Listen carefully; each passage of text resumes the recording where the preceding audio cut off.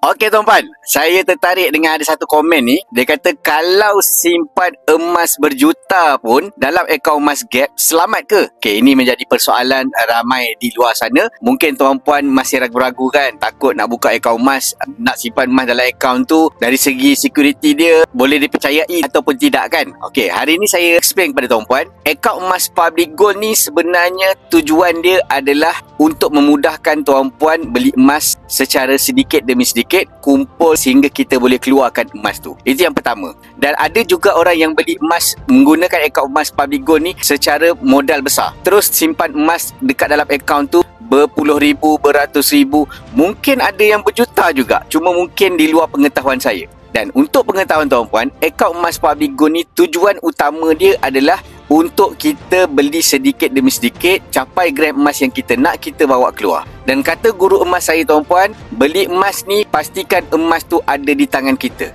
Akaun emas Public Gold ni hanyalah sebagai alat ataupun kenderaan untuk kita capai gram emas yang kita nak. Jadi tuan-puan, bagi tuan-puan yang menabur menggunakan akaun emas Public Gold ni, jangan simpan 100% di dalam akaun kalau tuan-puan tidur tak lena di rumah. Keluarkan sebahagian, simpan di tangan. Tapi kalau tuan-puan tak kisah, lena tidur di rumah, tuan-puan boleh simpan saja dekat dalam akaun ni. InsyaAllah akaun emas Public Gold ni selamat sebab akaun ni telah dilindungi oleh insurans. So kalau tuan-puan perlukan bimbingan saya, nak buka akaun emas Public Gold, boleh klik link dekat bio, daftar akaun secara percuma, ataupun tuan-puan boleh rujuk pin video saya. Jangan lupa follow saya Abang Kajar untuk info emas dan juga kewangan.